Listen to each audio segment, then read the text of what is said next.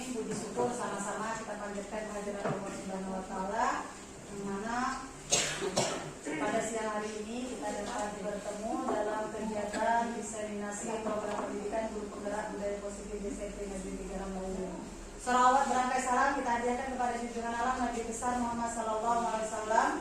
Allahumma sholli ala sayyidina Muhammad wa ala ali sayyidina Muhammad. Yang terhormat Bapak Kepala SMP Negeri 3 Rambayu, yang terhormat Bapak Ibu Majelis Guru beserta staf karyawan tata usaha SMP Negeri 3 Rambayu.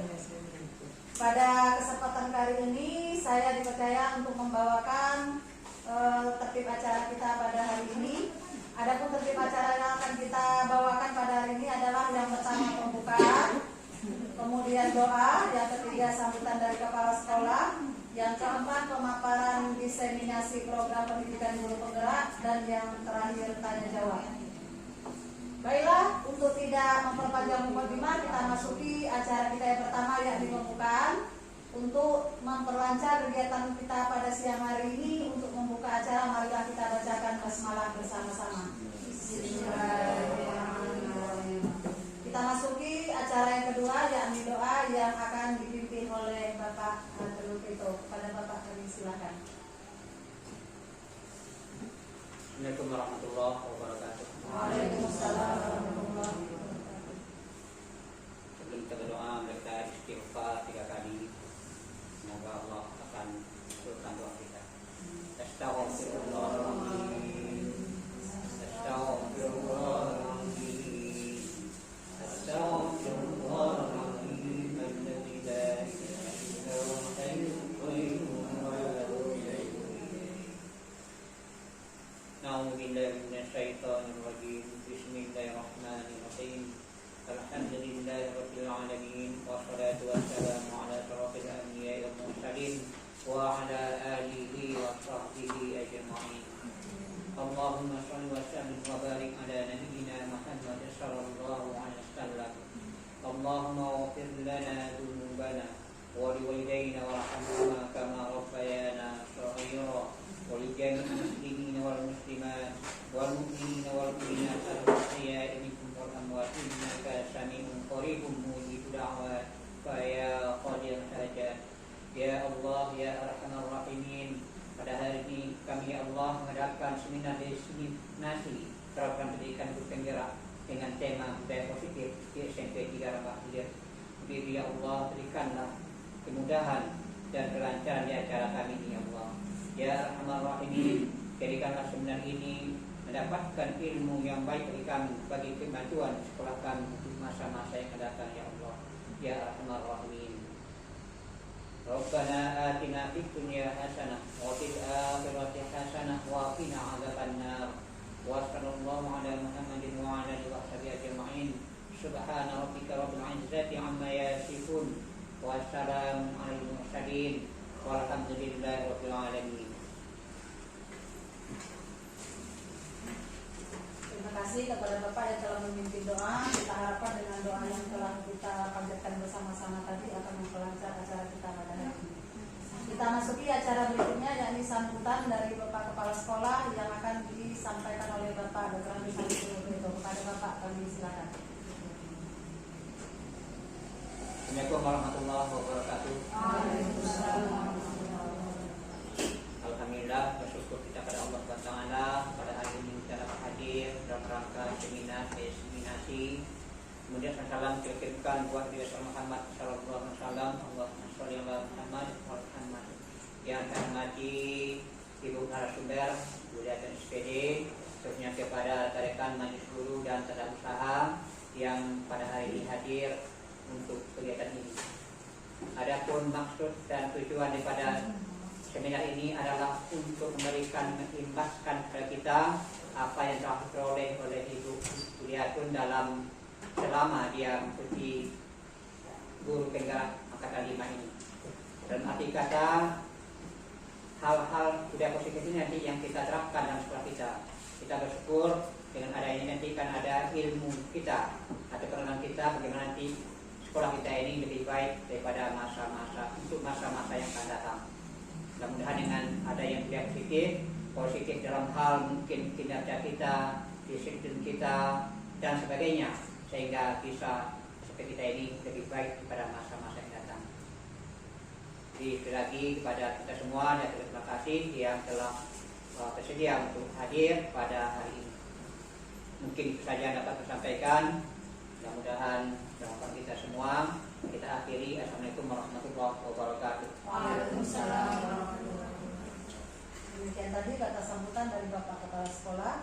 Kita masuki acara selanjutnya, yakni acara inti, yaitu pemaparan diseminasi program pendidikan guru penggerak dengan tema budaya positif di SMP Negeri 3 Rambahhilir yang akan disampaikan oleh Ibu narasumber, yaitu Ibu Yuliatul SPD. Kepada Ibu kami silakan. Terima kasih. Assalamualaikum warahmatullahi wabarakatuh. Waalaikumsalam. Alhamdulillahirrahmanirrahim.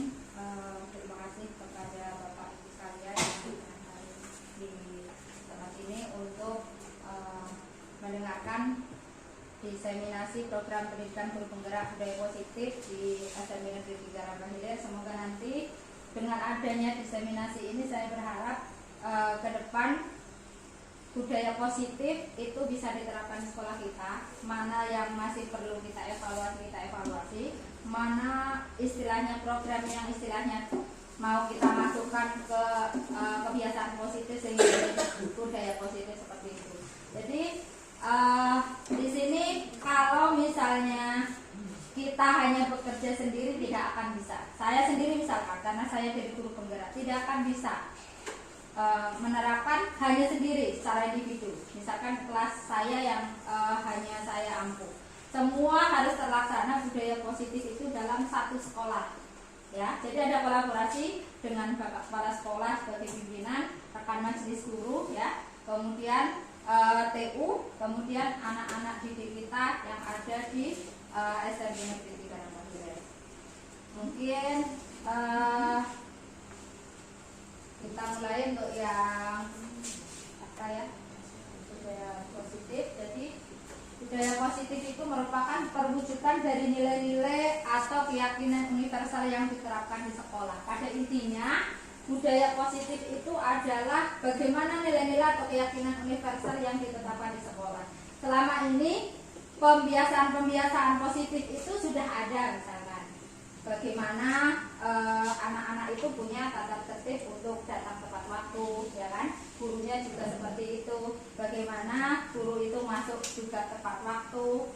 Kemudian misalkan ada yang berhalangan hadir, itu pun istilahnya harus izin, harus memberikan konsekuensinya nanti, ya. Ada konsekuensinya yang harus dijalankan. Misalkan ada yang tidak hadir karena sakit, tetap kita tidak membiarkan anak-anak kita itu di dalam kelas istilahnya tidak terurus gitu ya, istilahnya tidak ada kegiatan seperti itu, sehingga mereka terarah ke nilai-nilai atau keyakinan yang diterapkan di sekolah.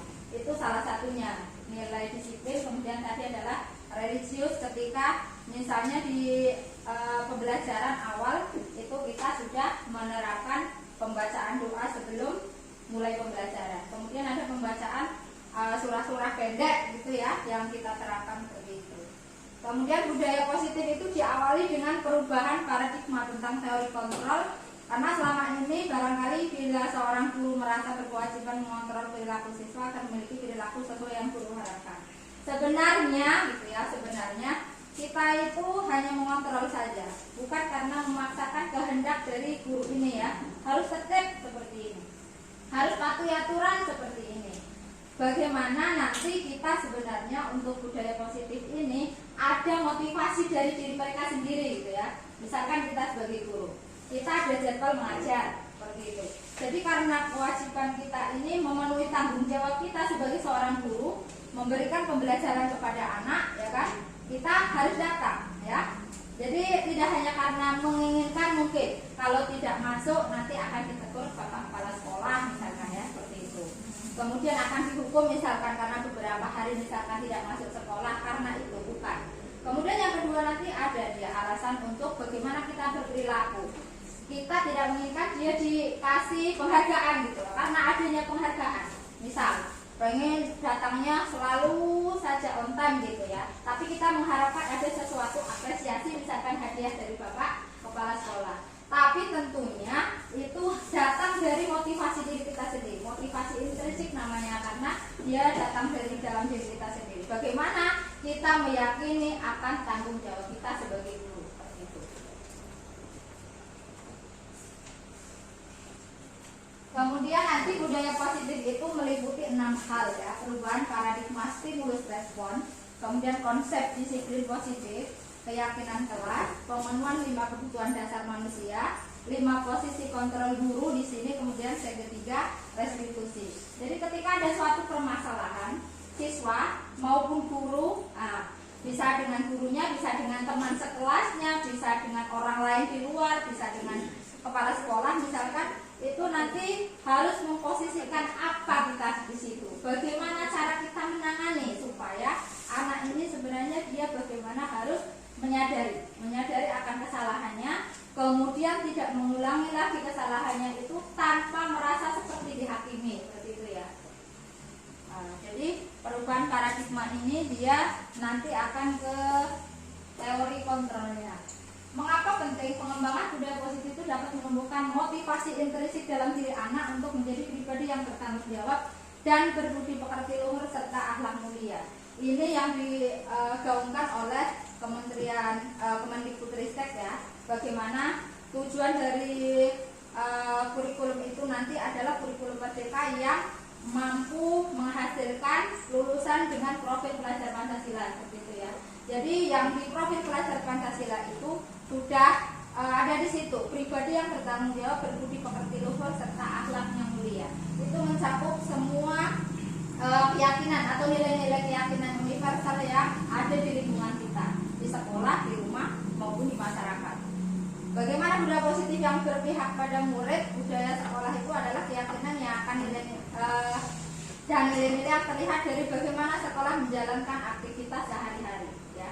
Dari hubungan antara murid dengan murid seperti apa, suasana sekolah seperti apa, dia yang menimbulkan semangat. Misalkan gurunya ini istilahnya bagaimana menyemangatkan diri sendiri untuk tetap menjaga motivasi belajar siswa, istilahnya seperti itu ya, yang ada di sekolah kita.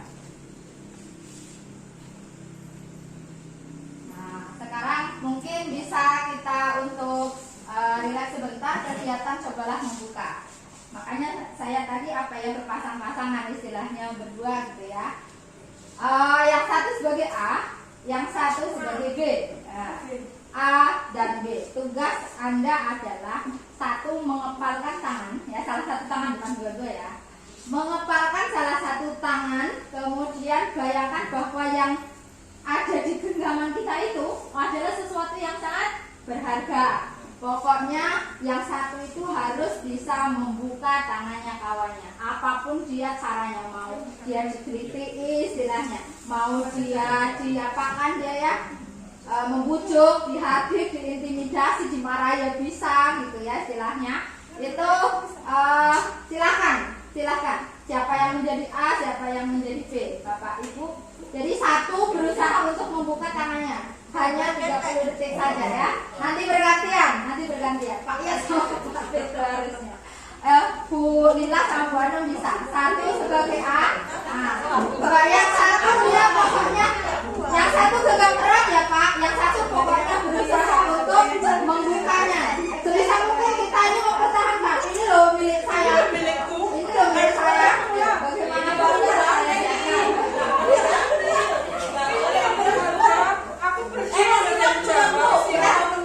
30 detik.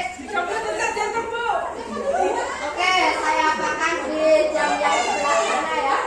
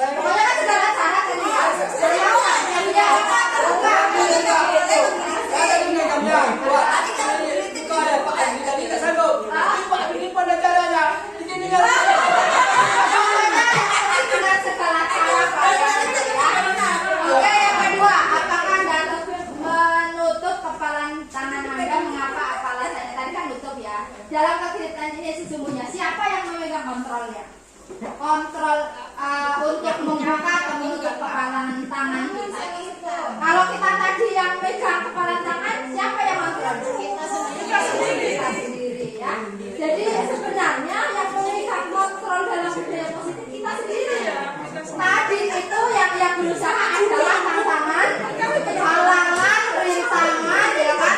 Dalam kita mau mempertahankan apa yang sudah kita yakini. Nah itu. Jadi kalau misalnya ada yang sudah terbuka, berarti mungkin godaannya tadi terlalu besar, gitu ya. Saya nggak sanggup punya karena sudah dibeli gitu istilahnya kan. Nah, sesuatu yang berharga yang perlu kita pertahankan itu adalah nilai-nilai keyakinan yang kita pegang. Misal seperti ini, kita sebagai seorang guru ya kan, sebagai seorang guru harus disiplin. Misalkan, oh tepat waktu tidak datang, istilahnya seperti itu. Bagaimana pun caranya, kita berarti ya harus datang tepat waktu. Nah, kalau ada alasannya berarti, misalkan kita pun tidak tepat waktu, ada alasan. Kita break sebentar mendengarkan Anda. Oke, bisa kita lanjutkan ya Bu, Pak. Perubahan paradigma stimulus respon. Stimulus respon itu misalkan ya, kebutuhan kita itu sama. Kalau dalam stimulus respon kebutuhan itu kita sama ya. Tapi ke teori kontrol bahwa melihat kualitas atau kebutuhan kita berbeda. Kebutuhan saya dengan Pak Beto berbeda, dengan Bu Tati berbeda, dengan Bu Siti berbeda, dengan Bu Sri, dengan rekan guru di sini semuanya berbeda. Ya, jadi anak itu biasanya melakukan sesuatu karena punya alasan. Kebutuhan mereka apa gitu istilahnya. Tidak bisa kita samakan gitu ya. Kemudian semua orang melihat hal yang sama. Kita lihat hal itu sama, misalkan suatu kesalahan. Salah, kamu itu salah, nggak bisa. Dia biasanya keterlambatan yang paling sering mungkin kita ya, keterlambatan siswa. Dia pasti ada alasan kenapa dia bisa terlambat. Bisa karena tidur terlalu malam, kemudian karena istilahnya ada Hondanya bocor misalkan di jalan, kemudian ada hal lain lagi ya, itu tetap tidak sama gitu ya. Jadi ketika di bagian teori kontrol bahwa setiap orang itu memiliki gambaran kebutuhan yang berbeda. Kemudian selanjutnya kita mencoba mengubah orang agar berpandangan sama dengan kita. Kita nggak bisa. Pandangan setiap orang itu dia berbeda. Tidak mungkin kita samakan gitu ya. Kita menyamakan persepsi harus dengan persepsi saya, nggak bisa. Itu misalkan punya persepsi sendiri gitu, punya pandangan sendiri, nggak bisa gitu ya. Perilaku buruk dilihat sebagai suatu kesalahan ya. Ini yang stimulus respon. Perilaku buruk itu dilihat sebagai suatu kesalahan. Makanya banyak di antara kita, saya sendiri ya kan, itu nanti posisi kontrolnya penghubung gitu ya, satu pihak atas kehendak saya. Kita tidak melihat kesalahan anak itu apa, yang penting saya kasih hukuman gitu ya. Kemudian sebenarnya itu semua perilaku memiliki tujuan. Mereka punya alasan, mereka punya tujuan dalam melakukan suatu kesalahan. Misal kalau di sekolah kita ada masih yang dia berkeliling ketika jam pelajaran ya kan, kita tidak 100% dia melihat kesalahan itu karena anak itu. Nah, karena anak itu mungkin faktornya dia bosen gitu, bosen dia di dalam kelas. Jadi kenapa dia bosen? Misalnya hanya permisalan saja, nggak asik Bu belajarnya misal ya kan, hanya kita ceramah saja, anak itu pastinya bosen gitu ya, tidak diajak interaktif. Sebenarnya kalau metodenya istilahnya kita menjelaskan, timbal baliknya harus ada supaya mereka itu merasa diperhatikan, merasa saya itu dihargai. Kasih dia umpan untuk memberikan pendapat mereka. Kita kasih pertanyaan supaya mereka bisa menjawabnya, sak kenanya. Kalau pertanyaan yang dijawab oleh siswa, jangan kita katakan jawabanmu salah. Oh sudah, yang penting kamu bagus, sudah berusaha untuk menjawabnya semampunya. Kan kita nggak bisa menyamaratakan kemampuan anak seperti itu ya. Kemudian orang lain bisa mengontrol saya ya. Orang lain bisa mengontrol saya. Itu teori dari stimulus respon. Sebenarnya diri kita sendiri yang kontrol. Contoh kayak tadi kegiatannya itu sebenarnya kontrol ada di diri kita sendiri, bukan orang lain. Ya, kemudian saya bisa mengontrol orang lain, tetapi tidak ya, kita tidak bisa. Pemaksaan ada pada saat tujukan gagal, dipaksa gitu. Yang ke teori kontrol adalah kolaborasi dan konsensus menciptakan pilihan baru. Kolaborasi, bagaimana kita dengan anak, ya kan? Bagaimana kita dengan rekan sejawat, misalkan Bapak Kepala, bagaimana dengan rekan guru, majelis guru, dengan TU, kemudian dengan penjaga sekolah, misalkan, bagaimana kita berkolaborasi untuk menciptakan suatu budaya positif, ya? Tidak bisa kita hanya sendiri, tidak ada dukungan juga, tidak apa ya?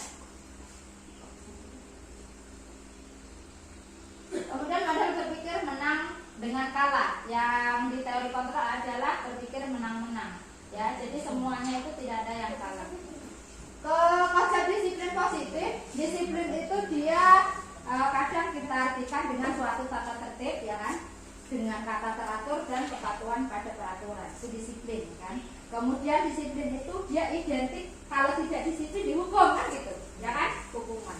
Sebenarnya disiplin positif tidak harus dengan memberikan hukuman, justru salah satu alternatif terakhir, ya kan, salah satu alternatif terakhir dan bila perlu tidak digunakan sama sekali, karena nanti di dalam disiplin positif ke budaya positif itu kita memakai yang namanya segitiga restitusi yang di akhir nanti akan saya jelaskan. Dalam budaya kita makna kata disiplin itu dimana menjadi sesuatu yang dilakukan seseorang pada orang lain untuk mendapatkan kepatuhan, patuh kepada aturan yang berlaku seperti itu. Kita punya tata tertib, ya kan. Kalau tidak dipatuhi misalkan ada konsekuensinya, ya bukan hukuman ya. Antara konsekuensi dengan hukuman itu adalah suatu yang berbeda, tidak sama.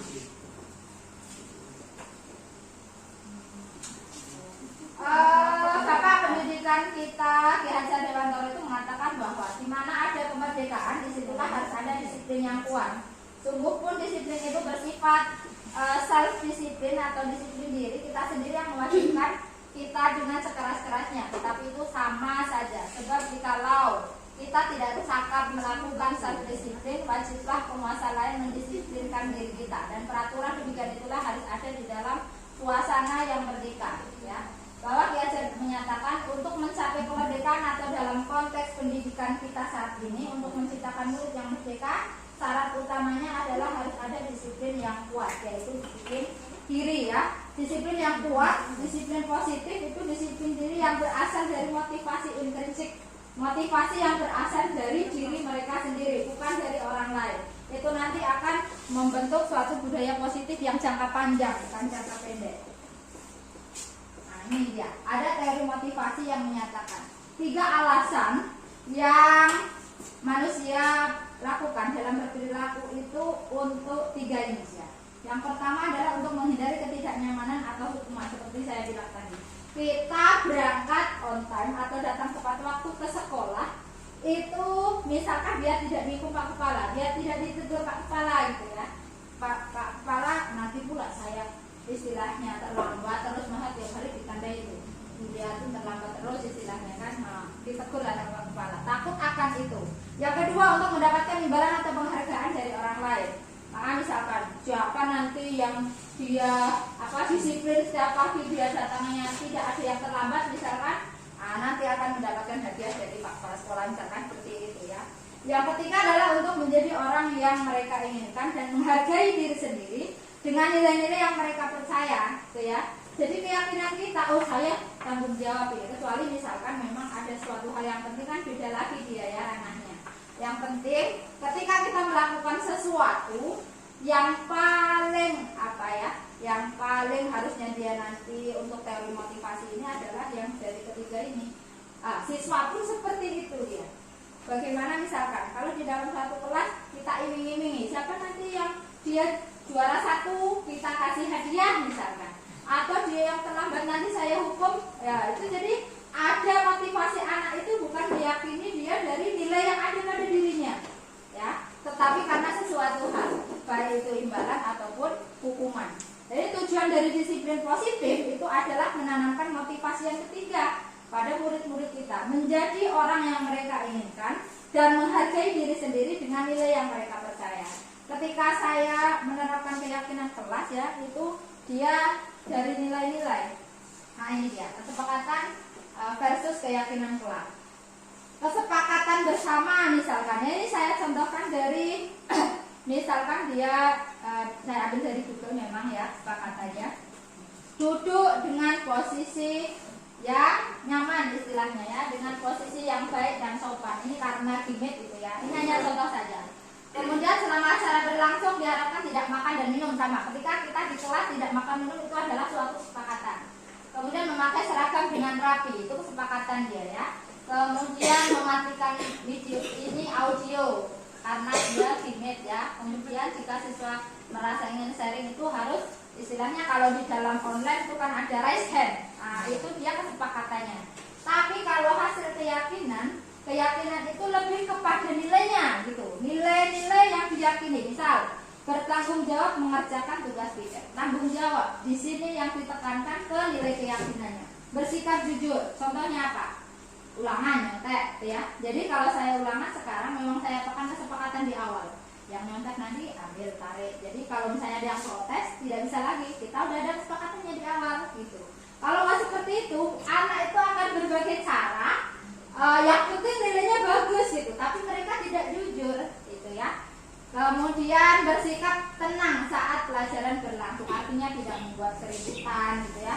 Di sini nilainya adalah nilai saling menghormati dan menghargai gitu ya. Bagaimana aktif di kelas tapi dia tidak ribut gitu, kecuali diskusi ada lagi ya. Kemudian bersikap sopan dan menghormati guru. Kalau berbicara istilahnya bagaimana mereka itu dengan sopan, lemah lembut, tidak dengan suara keras, kemudian bahasa yang kasar, istilahnya seperti itu ya.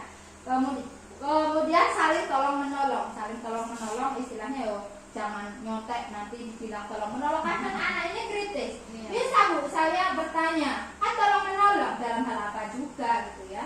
Kemudian hidup rukun dengan teman. Ini yang mungkin biasanya di kelas yang kita ampu ini saling mengejek masih banyak. Kemudian mengatakan hal-hal yang tidak baik itu masih banyak kita dengar, ya kan?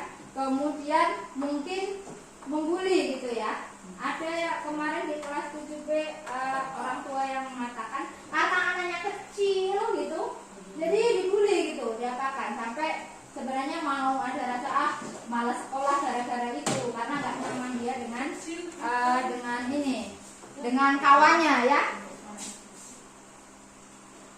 Hukuman, konsekuensi, dan restitusi. Kalau selama ini kita mungkin hanya dihukuman dengan konsekuensi saja, ya. Hukuman itu dia sesuatu yang menyakitkan harus terjadi, dia dihukum, maka harus terjadi, gitu ya. Kalau konsekuensi sesuatu itu harus terjadi, tapi di bawahnya beda dengan yang dihukuman. Kalau restitusi itu merupakan suatu pilihan.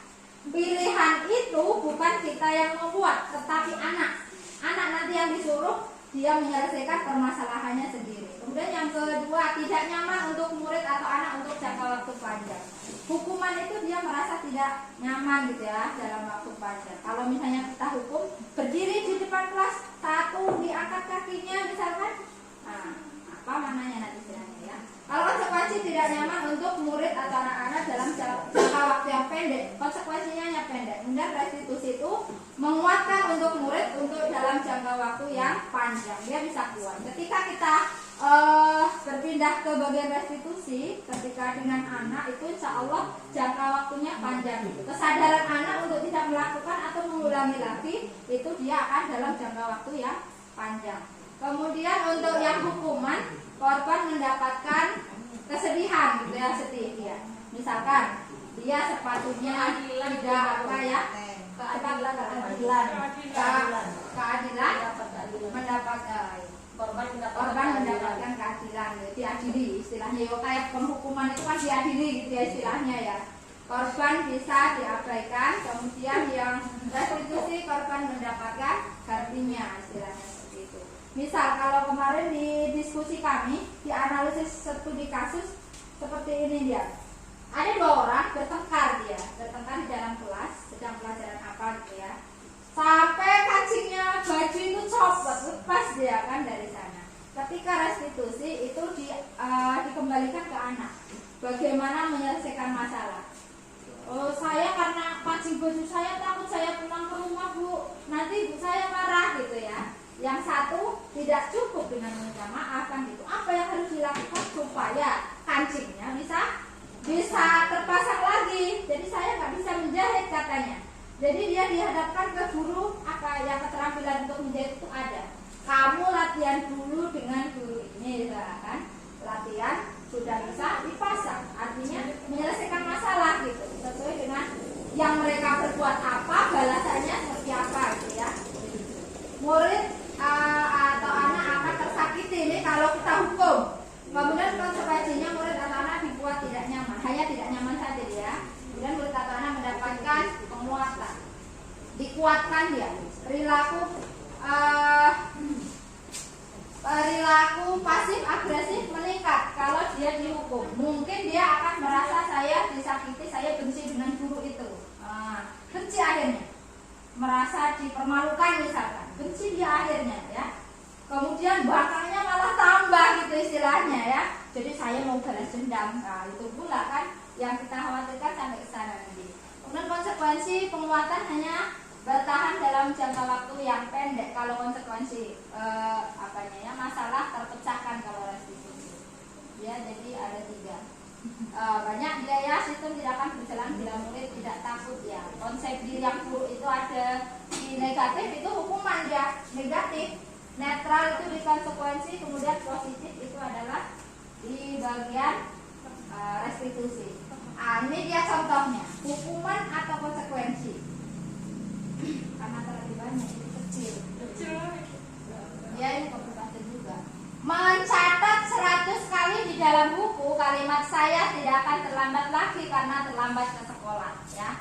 Ada mungkin karena dia terlambat disuruh mencatat, oh saya tidak akan terlambat lagi 100. Nah, kalau satu buku tambah lagi silahkan ya. Itu konsekuensi karena kalimatnya dia selaras dengan apa yang dia apakan ya, terlambat maksimal. Itu kan belum. Yang kedua, lari mengelilingi lapangan basket 2 kali karena terlambat hadir di sekolah. Kenapa dia termasuk hukuman? Lari mengelilingi lapangan basket 2 kali karena terlambat hadir di sekolah. Itu hukuman dari saya. Ayo, sana, lari kamu. Nah, 2 kali keliling lapangan gitu. Kemudian membersihkan coretan yang dibuatnya di meja tulis. Dia yang sendiri yang membuat, dia harus membersihkan ya, konsekuensi. Kemudian boleh diminta untuk push up 15 kali karena tidak menggunakan masker. Ada kaitannya enggak? Orang dia enggak pakai masker kok disuruhnya push up kan gitu. Nah, enggak ada kaitannya gitu. Jadi selaras antara istilahnya yang kesalahan dia itu apa dengan yang diberikan itu harus selaras, itu namanya konsekuensi ya. Berjemur di lapangan basket pukul 12 ya karena ngobrol dengan teman istilahnya. Nggak ada apanya ya. Boleh diminta bertelanjang kaki sepanjang hari karena tidak menggunakan sepatu warna hitam sesuai peraturan sekolah.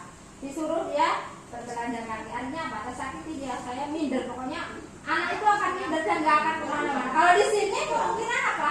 Masih banyak gitu ya. Makanya ketika saya memang masuk di kelas itu ada kesepakatan kelas tentang ya, kalau ibu masuk harus bersepatu gitu ya, berseragam masukkan. Tapi ya nanti mau keluar lagi keluar baju copot sepatu gitu ya. Itu yang perlu kita terapkan, semuanya harus berkolaborasi, bukan hanya saya misalkan ya.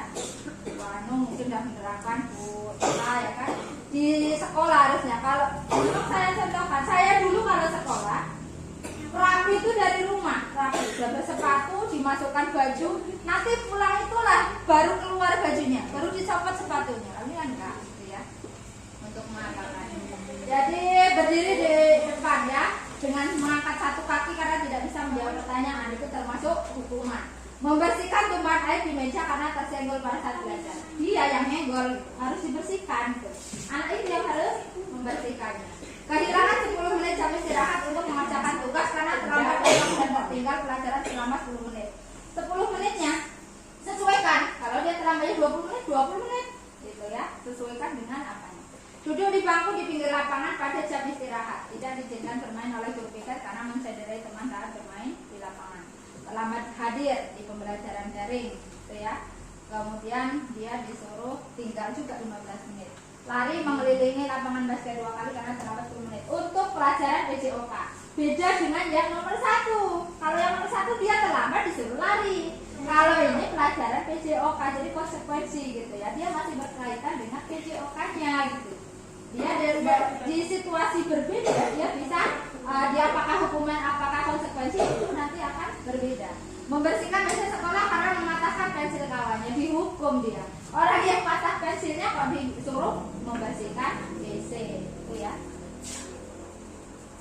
Kemudian untuk 5 kebutuhan dasar manusia, yang pertama adalah kebutuhan bertahan hidup.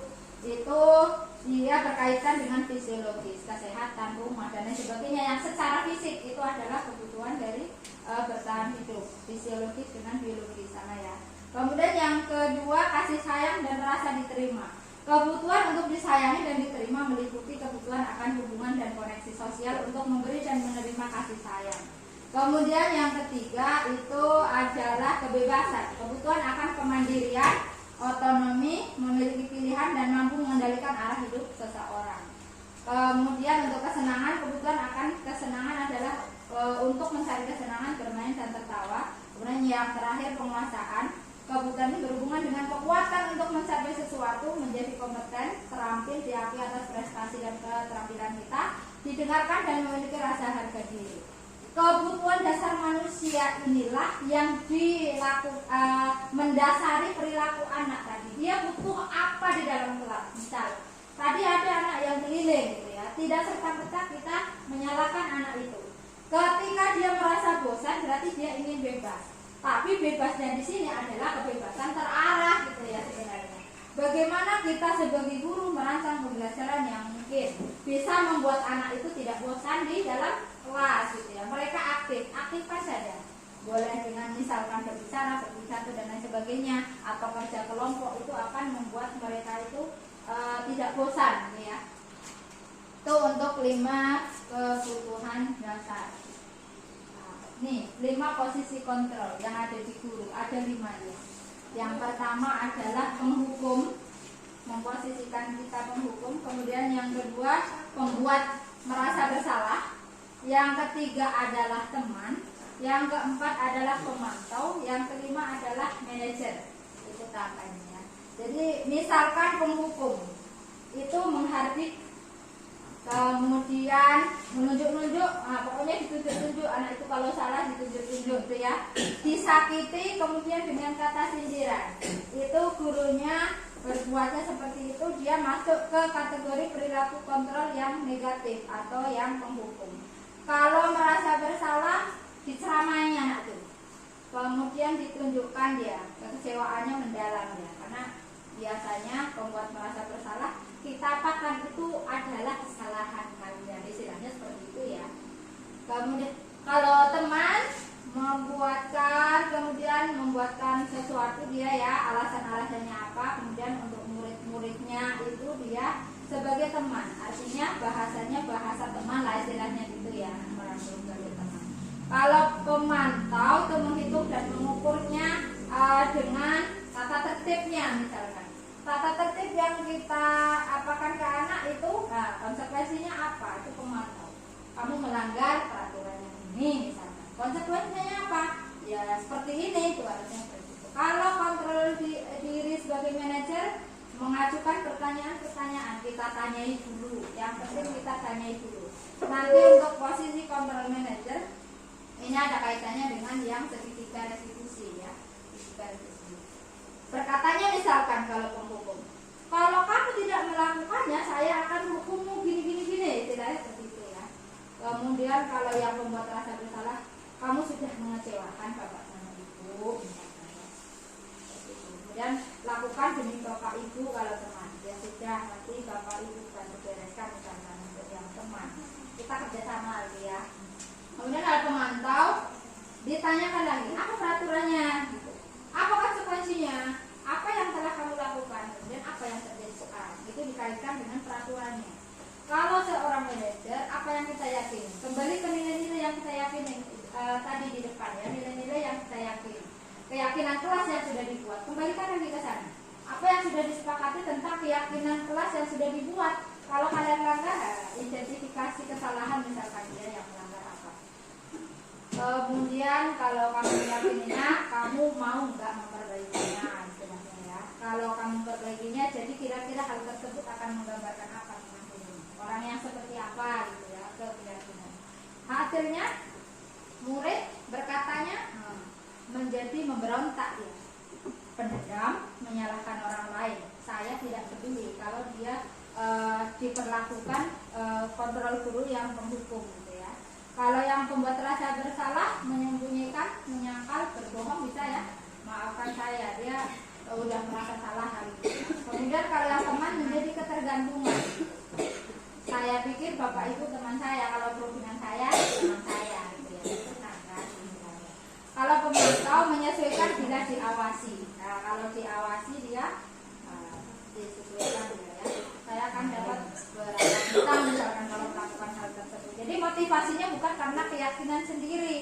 dia di bagian memperoleh penghargaan tadi.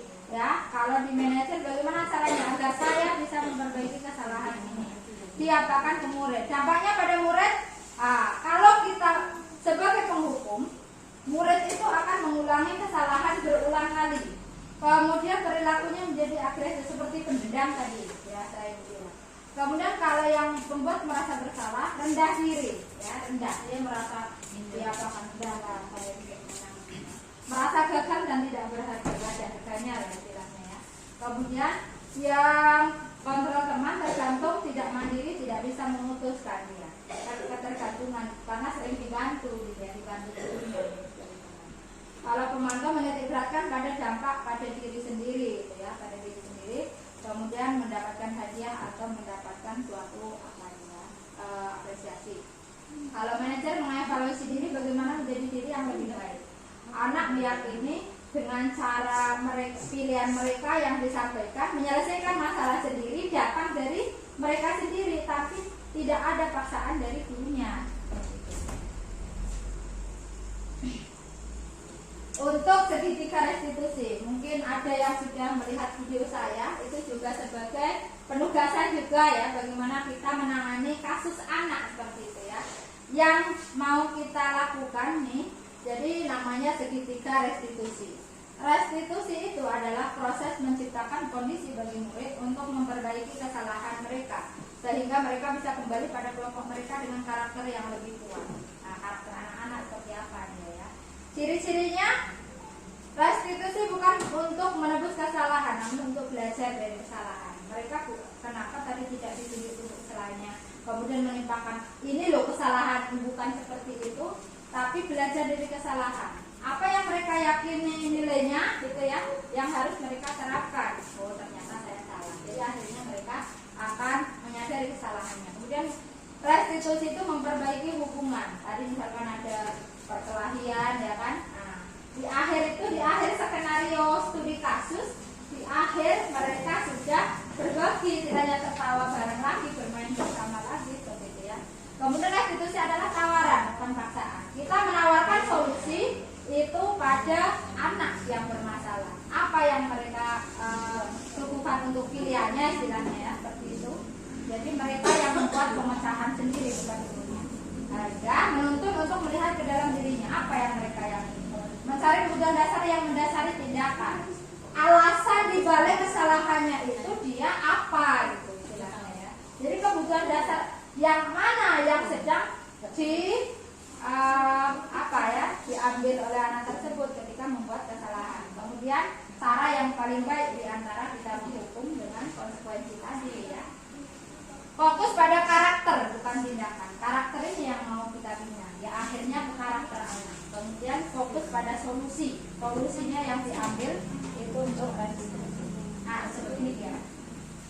Tahapannya ada 3. Nah namanya segitiga ya. Sisinya ada 3. Kita yang pertama itu adalah di bagian bawah.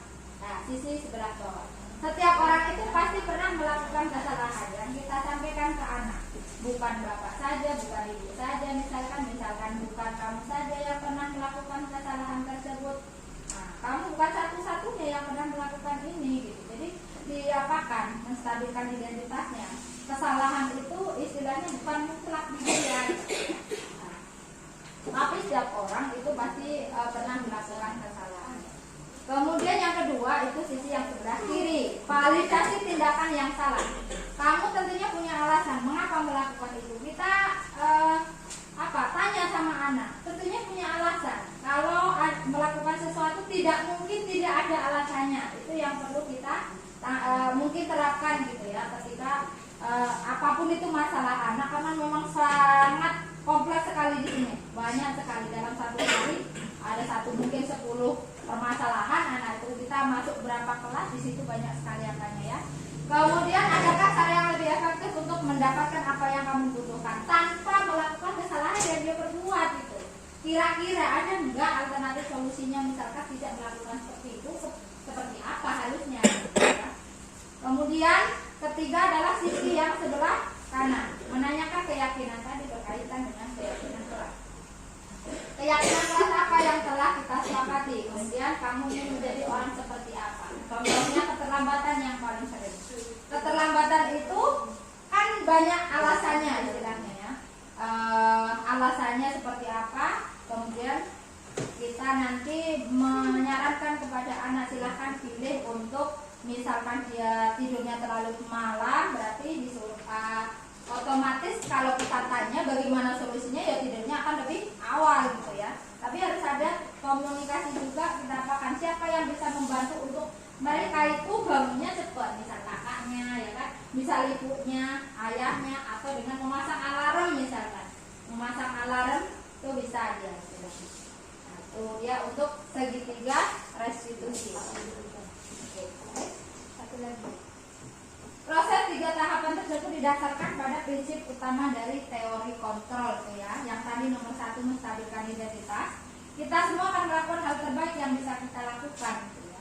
Validasi tindakan yang salah, semua perilaku itu memiliki suatu alasan. Kemudian menanyakan keyakinan, semua memiliki motivasi internal seperti itu ya. Jadi ketika anak melakukan kesalahan, tidak kita sebagai guru pengontrolnya adalah pengontrol penghukum. Mungkin selama ini yang paling banyak adalah penghukum, pemberi rasa bersalah mungkin, kemudian teman, ya, pemantau juga, tapi jarang gitu ya. Istilahnya kalau kita melihat kesalahan anak, kamu salah begini ini gitu istilahnya ya. Jadi jarang yang dia posisinya manajer gitu, ya, posisinya manajer. Sebenarnya yang saya sampaikan ini materi pendidikan guru penggerak, tetapi di PMM ada Bapak Ibu. Mungkin setelah ini untuk memahamkan kembali ya, menguatkan kembali dengan materi yang saya sampaikan, Ibu Bapak membuka platform Merdeka Mengajar bagian disiplin positif. Kalau di PMM namanya disiplin positif, itu ada semua. Contohnya seperti apa itu ada semua, videonya lengkap di sana. Seperti itu ya. Mungkin sekian dan terima kasih. Salam guru penggerak, bergerak, tergerak dan menggerakkan. Ini bukan hanya semboyan sebagai guru penggerak saja, tetapi ini saya katakan ke Bapak Ibu sekalian, bagaimana kita itu walaupun bukan guru penggerak dan saya mengajar sebenarnya di angkatan 8, Rokan dulu membuka lagi Bapak Ibu, mana tahu ada yang berminat menjadi teman saya bersedia untuk membimbing misalnya karena sudah saya duluan gitu ya. Nanti kalau ada kesulitan, ini masih pendaftaran lama 1 bulan. Tanggal 1 sampai tanggal 30 September itu pendaftarannya. Hanya menuliskan isi saja sebenarnya.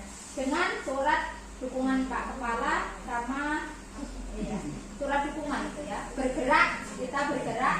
Kemudian tergerak dari hati, menggerakkan orang lain ya. Jadi bukan hanya saya bergerak, kalau saya sendiri nggak bisa.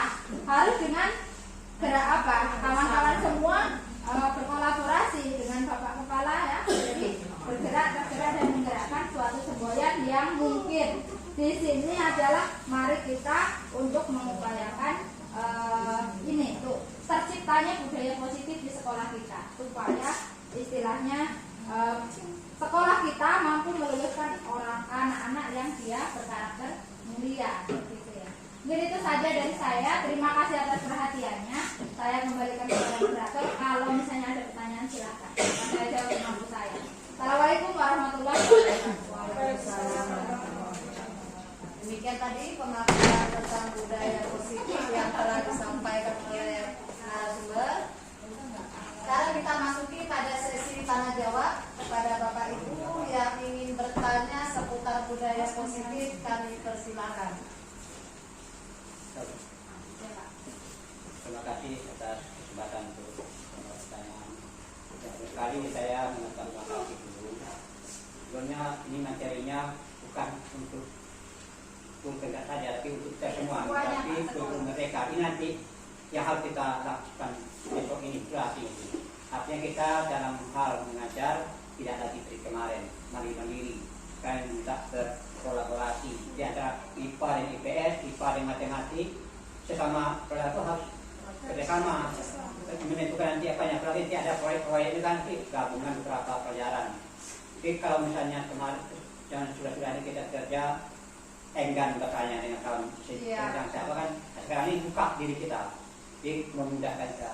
Ini juga dari pengalaman saya juga kan bagaimana cara menghadapi siswa dalam memberikan motivasi. Kita jangan hukum tadi kan, dan kita berdiskusi gimana cara yang bagusnya bagus Cuma saya ingin bertanya kemarin itu kan ada ibu yang mengatakan di YouTube. Saya pun belum jelas lagi kayak apa segitiga itu, ibu menanyakan apa, mana itu, yang mana segitiga itu, yang bagian dasar mana itu yang saya minta dijelaskan lah. Misalnya validasi tindakannya salah, waktu itu apa yang dilakukan sama siswa tadi misalnya, atau apa kejadiannya, kemudian menstabilkan identitas apa yang dilakukan, kemudian menanyakan kira-kira mana urusan yang kita apakan. Itulah, terima kasih. Jadi artinya proses segitiga itu gimana langkah-langkahnya itu? Demikian tadi pertanyaan pertama yang disampaikan oleh Bapak Trito. Kepada Bapak Ibu yang lain yang masih ingin bertanya, kami persilakan.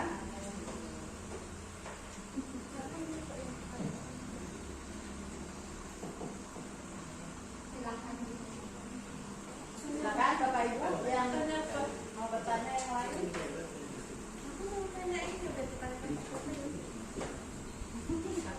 Atau sama sekali lagi, mungkin dalam kegiatan sehari-hari kan ada, karena kita ada di alam, mana tuh enak-enak ya, atau mungkin ada yang kita dalam dia sudah bintangnya di dalam tuh, kira-kira apa Solusinya. teknik yang kita lakukan? Teknik mengendalikan siswa yang hilir mudik keluar masuk itu, bagaimana caranya? Aku menanya ini loh, sekretariat restitusi ini udah apa? Berarti pemikiranku sampai Pak Peter. Itu mana lapangan takut? Ini Pak. Ya iya kok katanya kok lah.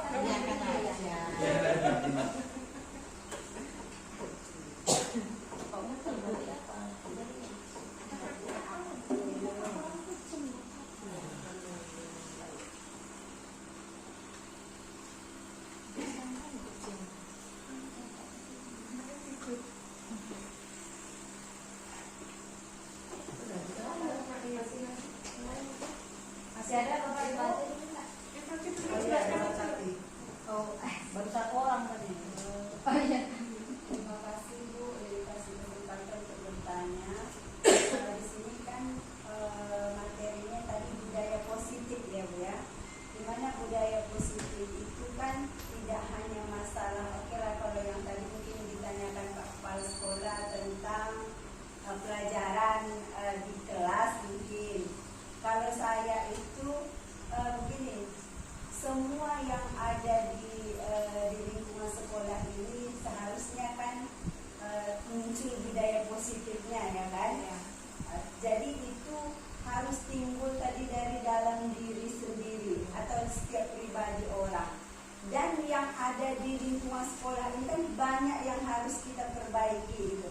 Nah, maksudnya pertanyaan saya itu hal apa yang bisa menguatkan kita atau bisa kita membuat para terutama siswa kita biar timbul rasa perasaan positif misalnya nih, bukan perasaan ya, tindakan. Kalau saya kan yang anggaplah yang saya tinggal di sini, saya terutama tuh melihat kebersihan gitu. Kebersihan. Jadi bagaimana bagaimana menimbulkan rasa kesadaran itu terhadap anak biar cepat, jangan udah sekian tahun belum ada juga nampak perubahannya. Tindakannya seperti apa apanya? Bagaimana solusinya? Itu aja mungkin. Terima kasih.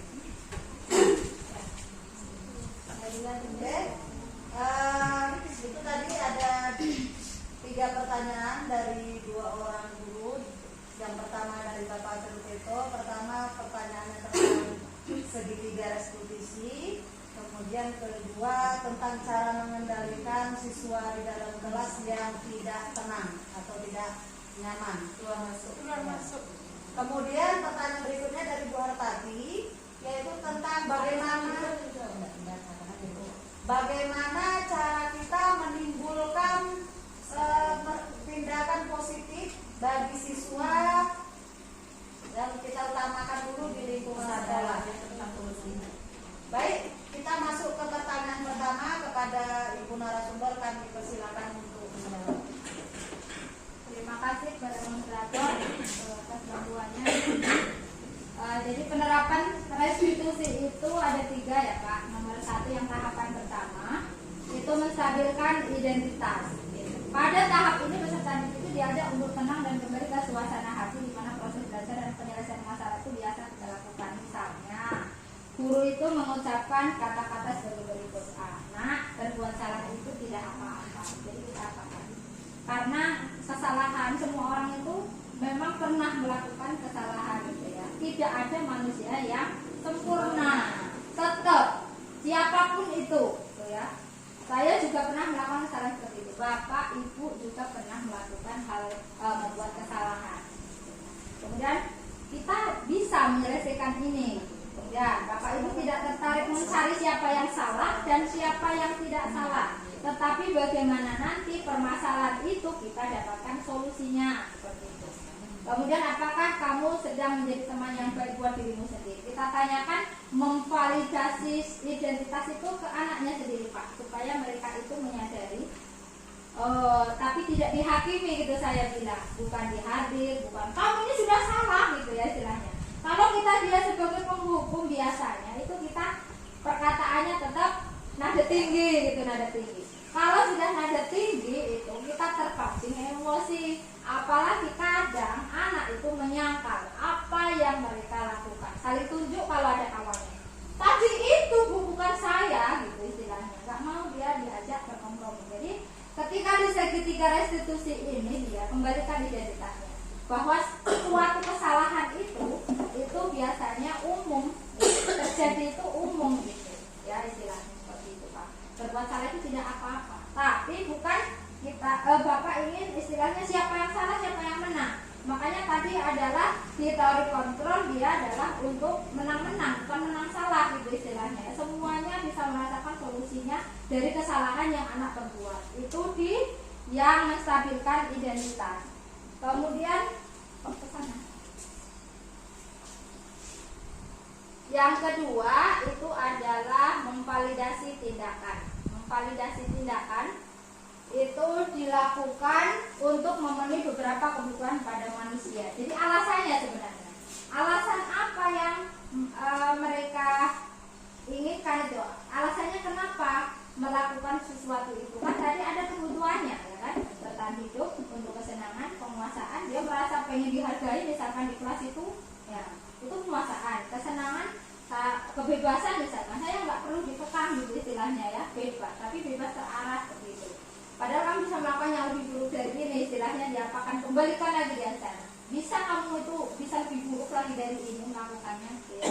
Kamu pasti punya alasan dalam melakukan itu alasanmu apa? Ini yang sangat penting untuk kita apakan ke anak. Pastinya misalkan anak ini tadi keliaran gitu, kita dudukkan, tapi duduk santai istilahnya secara hati ke hati dengan segitiga restitusi ini. Pasti anak itu akan ngaku. Kenapa mereka? Kemudian kembalikan lagi ke sana Pak. Solusinya kira-kira seperti apa? Haruskah gurunya misalkan dengan pembelajaran yang seperti apa yang kamu inginkan gitu ya istilahnya ya, seperti itu. Jadi tidak serta-merta kita itu menyalahkan anak. Mereka keliaran kita salahkan. Karena mungkin sudah terbiasa dan tidak di tangan itu saja yang dia membuat apa. Mungkin di akhir nanti kita bisa membuat suatu apa ya, penerapan budaya positif yang sama-sama kita lakukan. Nanti biar terprogram gitu ya. Jadi ada apa Pak namanya, tindak lanjut dari diseminasi ini.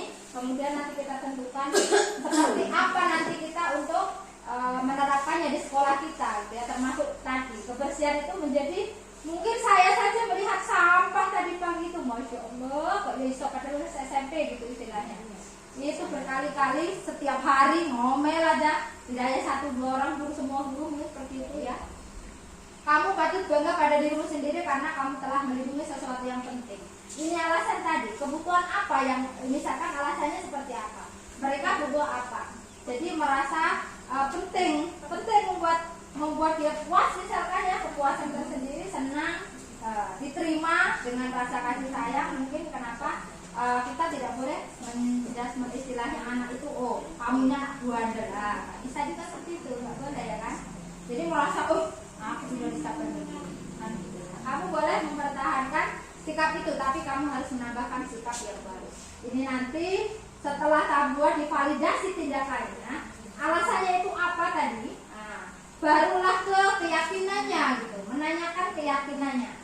Nah, keyakinannya yang mana? Kalau kita di kelas, makanya ini saya minta untuk semua wali kelas mungkin yang paling berpengaruh terhadap anak-anaknya, dibuatlah suatu keyakinan kelas gitu ya, keyakinan kelas yang diyakini oleh semua kelas. Nilai-nilai apa yang mau diterapkan gitu di kelas itu. Menanyakan keyakinan pada tahap yang ketiga, peserta didik siap untuk dihubungkan dengan nilai yang dia percaya dan menjadi orang yang dia inginkan seperti apa. Misal, apa yang kita percaya sebagai keyakinan kelas atau di keyakinan keluarga, otomatis keyakinan itu berhubungan dengan nilai-nilai tadi. Tanggung jawabkah, disiplinkah, jujur, ya.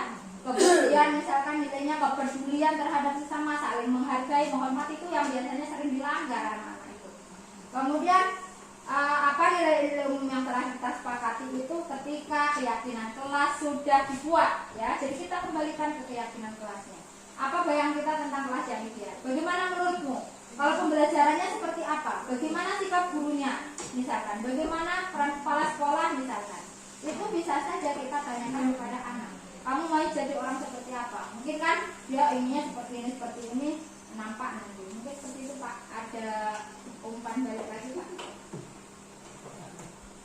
Terima kasih. Tentang cara kita menimbulkan mengendalikan apa? Jadi harus berkolaborasi kita ya, tidak hanya yang pertama yang paling bertanggung jawab mungkin adalah misal di mata pelajaran apa dengan guru siapa kan gitu ya. Yang paling bertanggung jawab berarti misalkan anak saya itu hilang satu, saya harus tahu siapa yang ada di situ gitu. Jadi ketika misalkan kan ada kesepakatan kelas harusnya ya, misal izin itu saya batasi 5 menit itu, lari kamu ke sana kalau mau pipis misalkan. Tapi nggak balik dalam 5 menit, berarti di sana nyangkut entah kemana kan gitu. Kadang yang paling sering adalah lapangan bola voli. Kemudian entah kemana lagi biasanya. Atau ke kantin dulu. Dari kamar mandi itu ke sana dulu dia, ke kantin baru kemari. Waktunya akan banyak, sedikit gitu ya.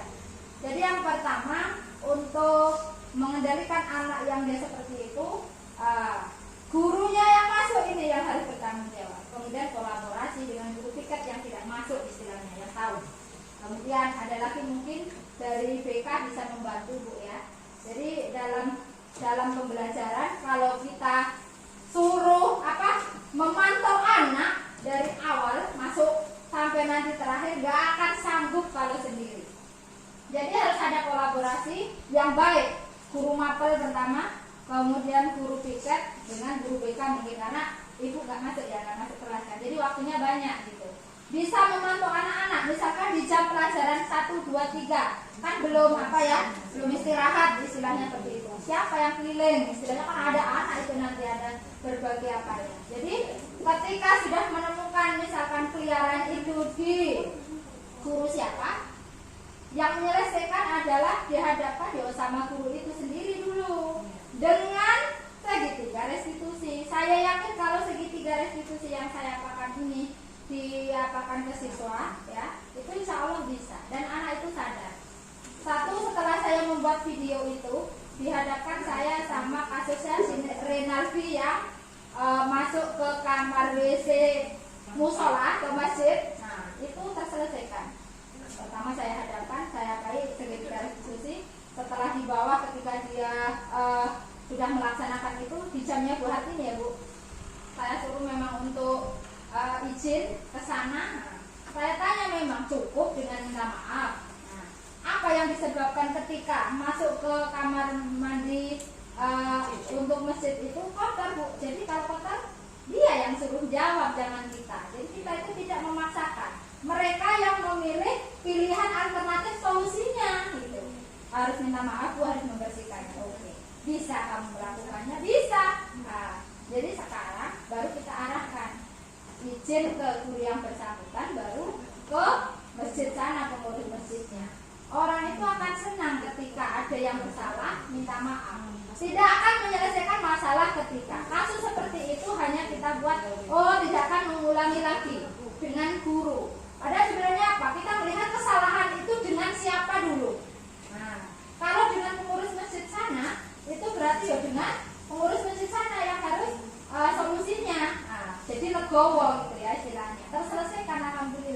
ketika istirahat itu berarti saya tanyakan sudah selesai gitu. Bapak itu sudah memaafkan. Apa yang dibilang bapak itu saya ketemu kan, kemudian yang penting kamu tidak mengulangi lagi itu. Anak jadi sadar. Mungkin beberapa waktu ini nggak terlihat lagi, dia kan pernah juga itu nyekek adik kelasnya ya, kalau nggak salah Renaldi itu. Renaldi yang adiknya kita itu. Jadi untuk ini ya, jadi keluar ruangan. Kemudian yang kedua, evaluasi. Evaluasinya yang dievaluasi apa? Pembelajaran kita di kelas Bapak Ibu. Ini berarti kita sendiri yang perlu melihat bagaimana pembelajaran kita di kelas. Sudahkah kebutuhan anak itu terpenuhi gitu istilahnya. Mereka supaya tidak bosan itu seperti apa? Makanya ada pelatihan misalkan online, mari kita ikuti gitu. Yang terbarunya adalah ya guru penggerak ini. Saya baru masuk di modul 2.1 tentang pembelajaran berdiferensiasi. Di dalam ide memang rumit gitu ya. Nah, jadi ke depan saya juga berusaha untuk bagaimana menerapkannya pembelajaran berdiferensiasi itu gitu ya, dengan gaya belajar anak. Keaktifan memang berpusat pada murid gitu ya, bukan di kita. Kita mengajar jangan dia terpaku di kita, fokusnya hanya di kita. Capek kita kalau disuruh ngomong 3 jam gitu ya. 3 jam itu bukan apa, tapi kalau kita dengan sesuatu yang lebih kreatif, inovatif, insya Allah nggak ada lagi itu muridnya yang berkesempatan keluar masuk, istilahnya seperti itu. Tuh, dua itu mungkin ya. Jadi kolaborasinya guru yang bersangkutan, kemudian bagaimana kita mengajar di kelas ya. Insya Allah dengan itu kalau kita terapkan. Nah, jadi satu lagi, kesepakatan kelas itu harus ada. Saya mengajar IPA misalkan, kesepakatan kelas itu saya buat dengan anak-anak di situ ketika belajar IPA. Mungkin dengan matematika beda lagi, dengan bahasa Inggris beda lagi, dengan IPS beda lagi. Apa yang menjadi kesepakatan itu harus dilaksanakan. Kembalikan ketika anak seperti itu, maumu itu apa kan gitu. Saya yakin mereka punya alasan. Alasan itu menyangkut kebutuhannya. Oh saya pengen bebas tuh, tapi bebasnya istilahnya kan bukan bebasnya, tapi bagaimana mereka dihargai ketika belajar, nyaman ketika belajar. Makanya untuk pendidikan yang digaungkan Ki Hajar Dewantoro itu adalah menuntun kodratnya anak. Anak itu kodratnya seperti apa dia? Kodrat alami, mereka bermain, senang gitu istilahnya. Tapi bukan istilahnya bermainnya bermain apa? Dalam pembelajaran itu tidak diajak sepaneng misalkan. Atau misalkan saya karena fisika rumus yang saya bahkan mumet orang itu. Jadi bagaimana kita mengemas rumus itu menjadi sesuatu yang tidak membosankan gitu ya di dalam pembelajaran. Itu seperti itu Kak. Yang satu gurunya kolaborasi dengan BK Tiket, dan yang ketiga kesepakatan itu harus dibuat di awal. Sedikit Bu ya.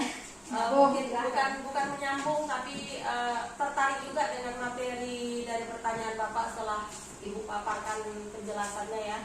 Berkaitan dengan seringnya siswa-siswi yang keluar masuk ketika jam pelajaran yang pertama kali kan. Mungkin anak memandang saya itu gimana gitu ya Bu. Kalau ada anak yang keliaran, terutama yang kelas 9 itu yang rajin keluar itu kan. Mereka tuh selalunya kayak overacting di kelas 7. Kita nggak tahu karena memang mereka masa puber ya Bu ya. Jadi mungkin di kelas 7 itu karena siswa baru, mereka cari perhatian segala macam. Mungkin dia lirik mana adik-adik kelas yang cantik kan seperti itu. Nah, di situ saya yang selalu sering cerewet, membentak mereka, memanggil mereka, menyuruh mereka selalu masuk. Kamu ada guru kan? Ada. Jam siapa? Jam ini. Dah, nanti ada yang mau nurut masuk, yang enggak gitu. Nah, sepertinya kan seperti yang Ibu sampaikan tadi itu seharusnya guru yang mengambil pada saat jam pelajaran itu, guru itu harus aktif mengecek kalau ada kemana seperti apa gitu, kemana kalau dia permisi nggak balik-balik lagi, tentu dipertanyakan, tidak perlu dicari gitu kan. Dan kalau bisa, kalau saya pribadi membuat kesepakatan kelas itu boleh permisi anak itu, tapi tidak boleh lebih dari 2 orang. Permisi 1 orang gantian. Kalau ada yang mau permisi, Bu, saya permisi, boleh 1 silakan. Karena kalau sudah berdua, mereka di sana yakin kita main segala macam kan gitu. Jadi boleh permisi 1. Oke, kalau yang 1 udah masuk lagi, baru boleh bergantian. Nah itu, sepertinya apa menjadi tindakan saya itu Bu selalu menghayu-hayu anak, ayo masuk, ada guru-guru di dalam segala macam. Mungkin itu merupakan suatu kesalahan mungkin ya, karena di mata anak saya tuh kok akhirnya saya dibenci anak, kan tuh dibenci anak. Padahal niat kita kan bagus gitu ya. Nah itu yang pertama. Yang kedua tadi masalah yang kalau ada anak di dalam kelas misalnya ribut bermasalah dengan guru di jam mata pelajaran tertentu, kemudian ada memang terkadang guru yang selalu, siapa wali kelasmu? Nah, langsung ngadu, oh Bu ini muridmu begini. Kan tidak harus semata-mata wali kelas yang menyelesaikan. Kelolalah dulu. Selesaikanlah dulu. Kalau nggak bisa selesai, baru serahkan ke wali kelas. Wali kelas nggak selesai, serahkan ke BK. Kita kan ada prosedurnya, nah seperti itu.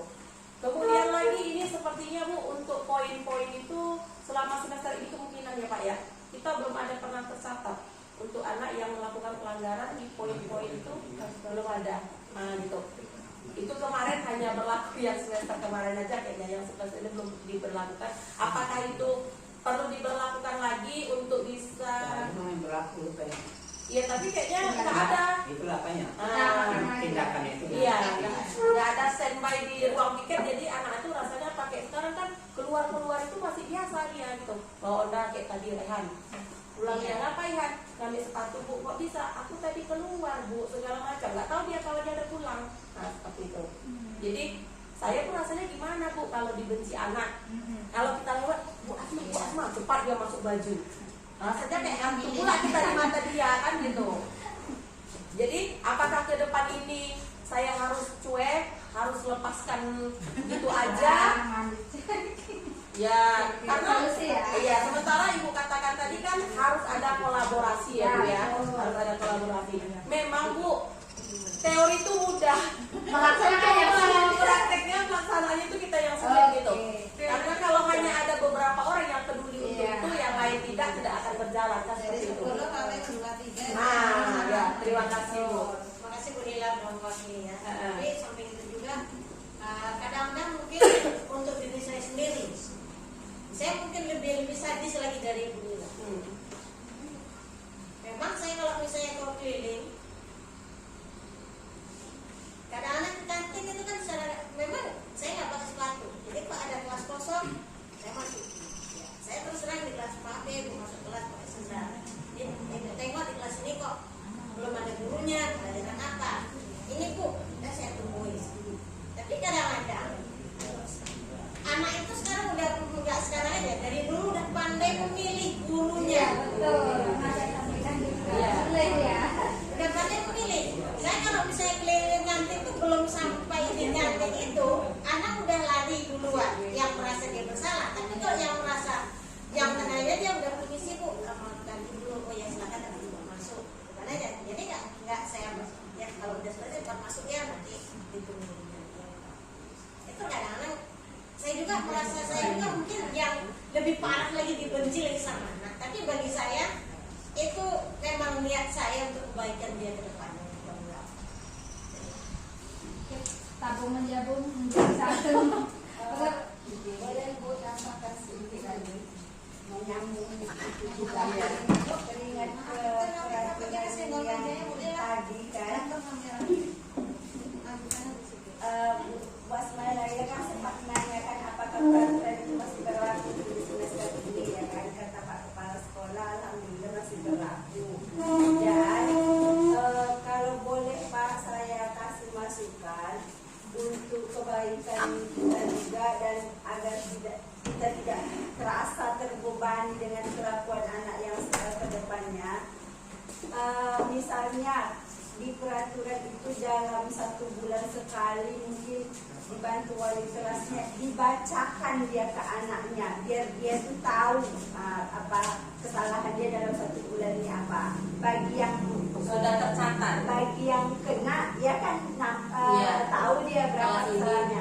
Tapi kalau kita cuman hanya pampang terus nggak pernah cuman dicatat, dia juga nggak tahu, rasanya kurang ini juga. Tahu dia kok dia sudah jumlahkan berapa kali dia kena. Iya, tapi rasa saya Pak dia lebih terkesan kalau dibacakan di depan temannya, gitu. Dia lebih terasa itu, lebih takut. Tapi nanti di pemaparan Bu Atun tadi katanya itu termasuk apa gitu kan. Nah, jadi dia istilahnya mentalnya kena gitu nanti. Iya. Nah, Jadi inilah langkah-langkah awal kita, yang pertama untuk setiap kelas itu ada kesepakatan. Nah, baru nanti kesepakatan dengan mata pelajaran. Insya Allah kalau sudah ada itu nanti yang lain juga siapa? kalau saya insya Allah juga sudah.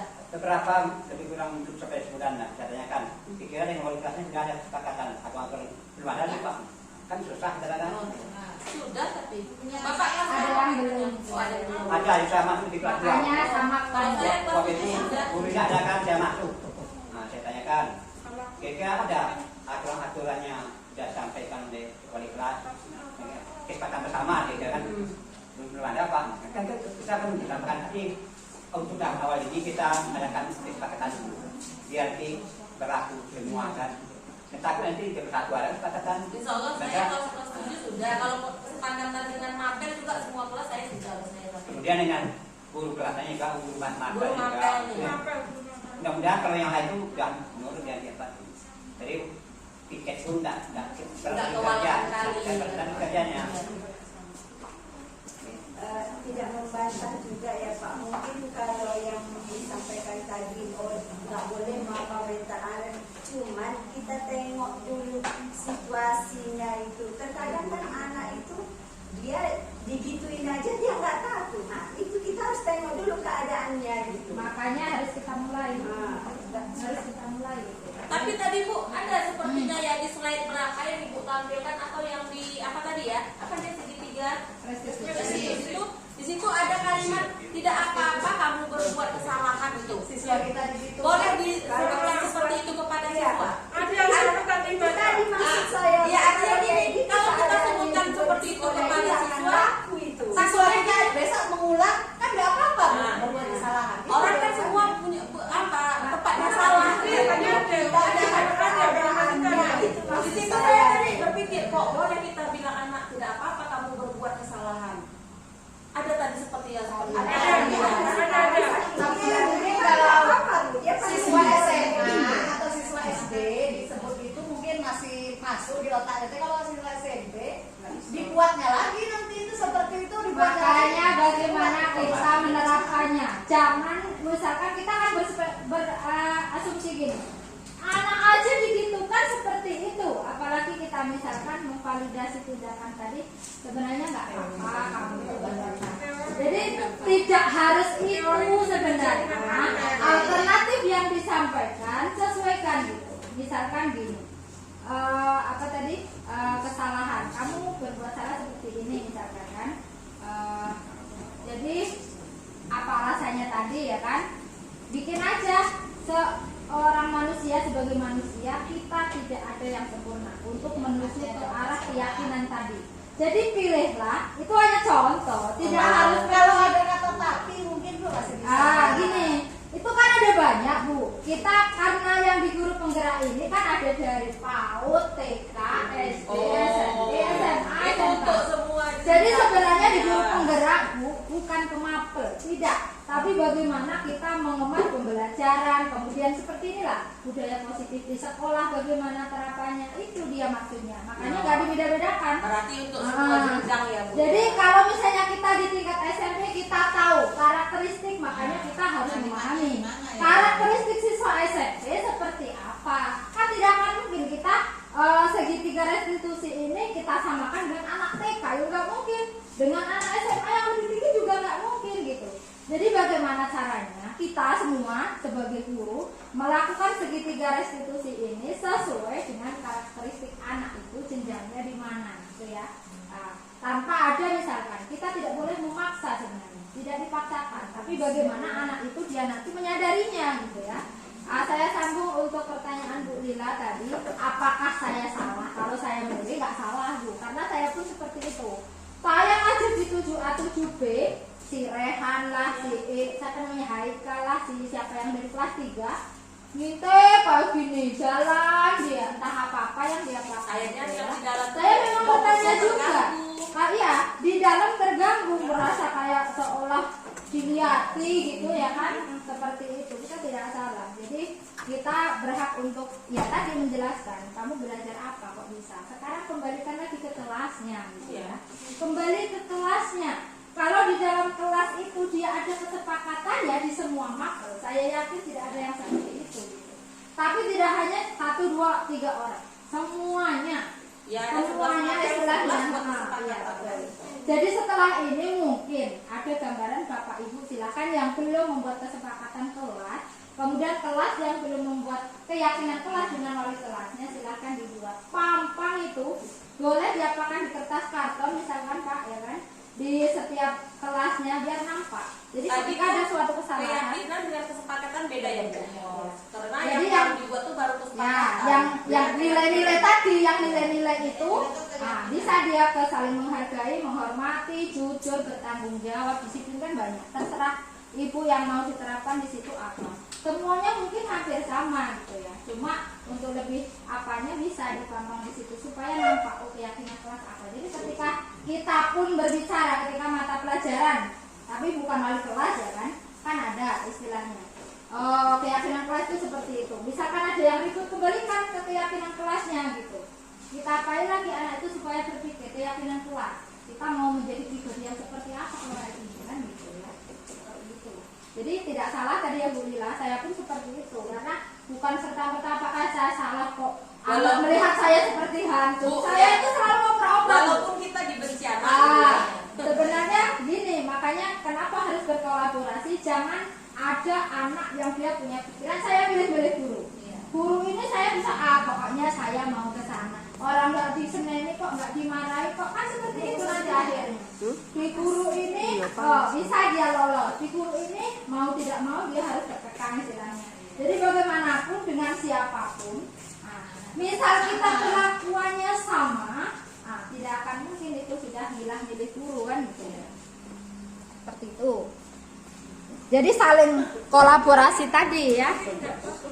Saling kolaborasi tadi. Jadi bagaimana kita sebagai satu kita bekerja di satu instansi punya satu visi yang sama gitu. Jalannya bareng-bareng, jangan jalan sendiri-sendiri. Malah kita tengok satu itu kalau udah nyapu sendiri mana bisa? Masalahnya mau nggak jalan bareng itu Harus mau dan harus diniatkan. Sekarang saya kaitkan dengan motivasi intrinsik tadi. Tidak hanya siswa yang dia mempunyai motivasi intrinsik. Kita tidak mengharapkan ibarat kepala sekolah atau kepala dinas atau bahkan bupatinya kan gitu. Lebih kepada tanggung jawab kita.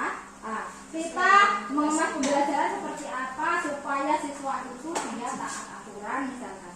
Supaya anak itu nyaman di kelas itu seperti apa. Jadi tidak hanya satu dua orang, 3 orang, semuanya. Jadi kolaborasi itu semuanya Bu.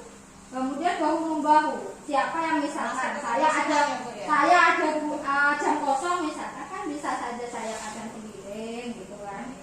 Bisa. Jadi saling melengkapi. Tidak hanya satu. Kalau satu kita dibenci bareng-bareng misalkan saya juga apa istilahnya? Apa kan? Jalan dari kantor ke ujung sana melewati 8C. Yo sampahnya nak. B. Tuh tengok sampahnya. Kalian nggak ada yang bisa ngomong sampah. Kok bisa-bisanya gitu? Tong sampah di sebelahnya. Tercecer dia di dekatnya kan sangat luar biasa gitu istilahnya kesadarannya yang nggak ada gitu. Itu yang harus kita apakan kesadarannya gitu. Itu tadilah yang jadi Kembali ke pertanyaan kalau Bu Hartati ini ya menumbuhkan kesadaran anak tadi kan. Itu. Jadi di kesepakatan dan keyakinan kelas itu harus kita buat yang berkenaan dengan kebersihan lingkungan. Rasa kepedulian itu dinyatakan nanti di dalam keyakinan kelas. Kemudian kalau kita lingkupnya besar, saya lihat sebelah sana nggak ada tanggung jawabnya kan Pak, sama sebelah sana itu tidak ada yang istilahnya karena bukan kelas gitu. Orang di situ anak-anak bermain di lapangan, langsung di situ.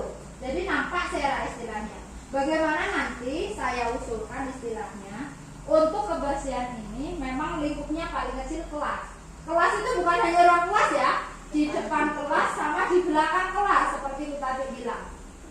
Ini kan ada selokan di sana di jendela, nggak mau dia ke sana membuang sampah, belum lewat jendela. Akhirnya numpuk di bawah jendela kan gitu. Kepala kemarin sudah dibersihkan Bu Tati ya. Iya, tapi di Itu. belakang sana pun Nah, di sana juga seperti itu. Di bagian 8C, 8B, anak itu mungkin karena dia nyimpen jajan di Iya. situ nggak mau Buangnya keluar, ke jendela juga. buangnya lewat jendela atau dimasukkannya dia ke dalam Laci. laci yang membuat apa? Apakah ke kepedulian siswa terhadap lingkungan satu? Tapi Jadi ada Mbak, ya, kesepakatannya.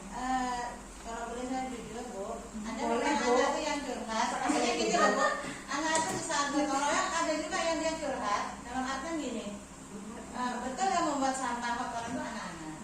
Tapi anak itu kan melihat ke kita sebagai figur untuk dicontoh.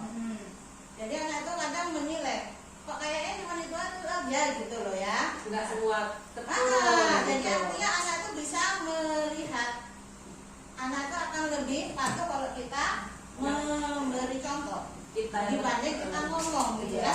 Makanya di saat kita bilang anak, ambil sampahnya aja nak. Kalau cuma kita ngomong, Tanpa kita tanpa kita kasih contoh dan Kita mengajak bukan menyuruh. iya, anak itu tak akan pernah bergerak. Jadi Sebenarnya banyak nyuruh yang mengajak. Malahan kadang tuh, Hah? malah kadang kita yang nyapu, kita yang nyucip, dia Enggak. Untuk masalah kebersihan sekolah ini saya rasa tidak 100% diapakan anak, tapi di saat kita gotong royong Semua lah turun. semuanya. Makanya ada kolaborasi tadi. Jelas, nggak hanya tugas dari wali kelas. siswa Iya. gitu ya. Selama ini kan cuma diterapkan paling ya kalau yang di sekitar kantor ini tata usaha dan yang tidak terlibat wali kelas gitu kan. Sehingga anak itu secara nggak langsung tertanam.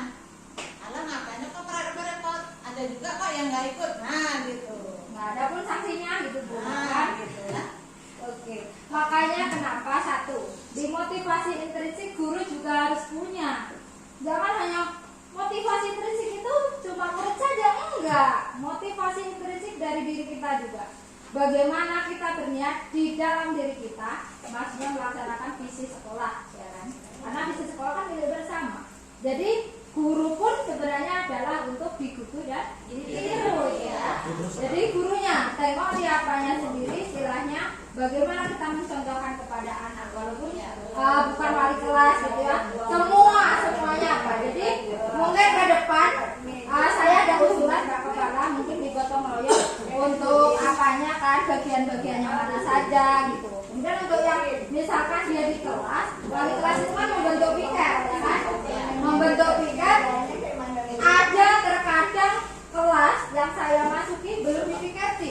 Nah, Banyak Bu. itu karena apa? Kesadarannya nggak ada, tanggung jawabnya nggak ada, kepeduliannya nggak ada. Itu harus kesepakatan kelas yang dibuat. Buat saja wali kelas dengan petugas piketnya. Misalkan besok yang piket siapa, pulang sekolah hari ini silakan disapu. Bu itu sebenarnya sudah Cuma disampaikan satu, kalau tidak diawasi anak itu nggak akan kerja. Saya yakin itu. bahkan sudah sampai kepada denda yang nggak pikir denda ya yang Nggak akan jalan juga walaupun denda ya. malah dia milih denda gor 2000 Nah, air 2000 itu jadi sepelekan kan. coba dendanya 100.000 Jadi gini, Ini aja Bu, belikan semen, belikan pasir. Iya, kalau di sekolah belikan apa ya gitu. aja kita sambil bangun juga. datang nanti orang tua sini rame-rame Bu Ya nggak apa-apa, Belum. buat kesepakatan dulu di awal tapi nggak berani saya Kalau tapi kalau dia pihak bisa- sekolah nggak apa-apa kalau saya pribadi dengan kelas saya nggak berani Saya kalau rasa anak itu kalau harus kesepakatan dari contoh. awal, ya kan kesepakatan dari awal udah disetujui orang tua, diceritakan dia untuk kemajuan sekolah, dia setuju apa salahnya? ya itu harus ada musyawarah Iya, dulu pula makanya bisa kalau ada perasaan dengan wali murid karena saya udah sering buat contoh dari sana sampai di situ bersih saya buat berapa kali itu kan contoh enggak juga saya tulis juga di situ enggak juga jadi mau kayak mana lagi kan gitu. itu ya. Jadi ada kolaborasi. Sekarang guru pun dia harus mempunyai motivasi intrinsik juga. Ketika tanggung jawabnya mungkin sebagai wali kelas akan sangat tanggung jawab besar ya. Saya bilang tanggung jawab besar dibandingkan dengan guru yang tidak wali kelas. Jadi ketika anak itu piket harusnya ditunggui gitu ya. Seperti itu.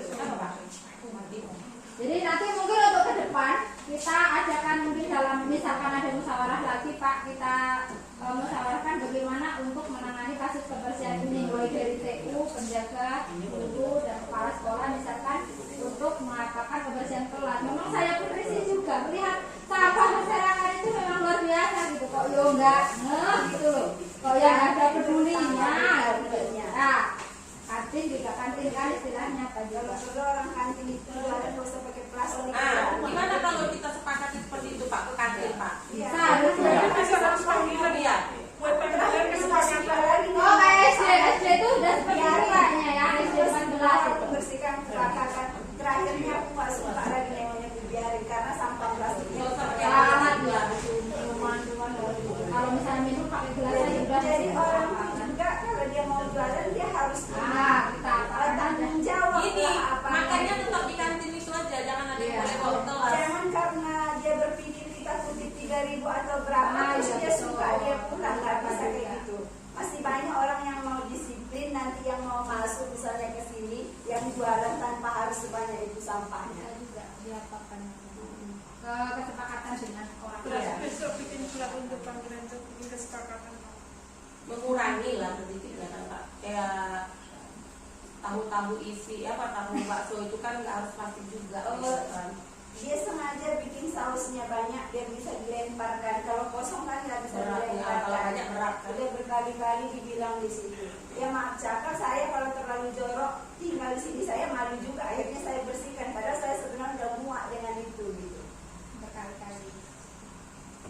Mungkin itu resiko saya sih, cuman kalau memang tujuannya untuk kebaikan sekolah kan ya harus kerjasama tadi ya kan Bu. Bukan Iya, dengan harus. pribadi saya sendiri kan. Semuanya kolaborasi. Jadi untuk masalah kebersihan mungkin tidak lanjut ya Pak Kepala. Waktunya soalnya sudah Bisa kita lanjut, tapi masing-masing kelas harus ada. Ya, kesepakatan sama keyakinan Jangan kita kita diapakan. rancang, dia kita panggil orang kantin itu kita apakan. Iya, baru Tapi kalau belum ada kesepakatan untuk kelas, susah apel, susah. bisa kita apakan. Jadi mungkin untuk tagihan dari diseminasi ini minta tolong ya kan, nanti biar saya upload juga di akhir slide itu kan bisa disisipkan keyakinan yang sudah terbentuk gitu ya dari masing-masing kelas.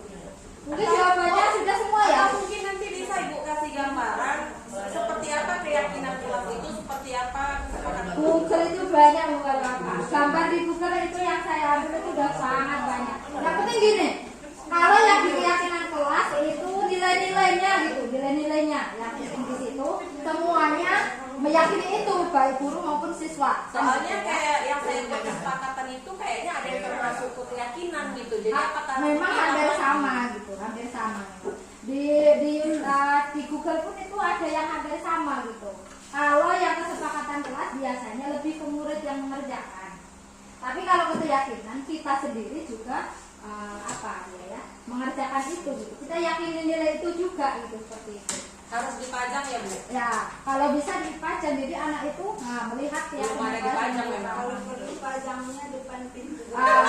Itu untuk yang keyakinan sekolah bisa Bu. Ada kelas untuk yang kayak di print gitu kan, keyakinan sekolah bukan kelas. Kelas ada sendiri gitu seperti itu.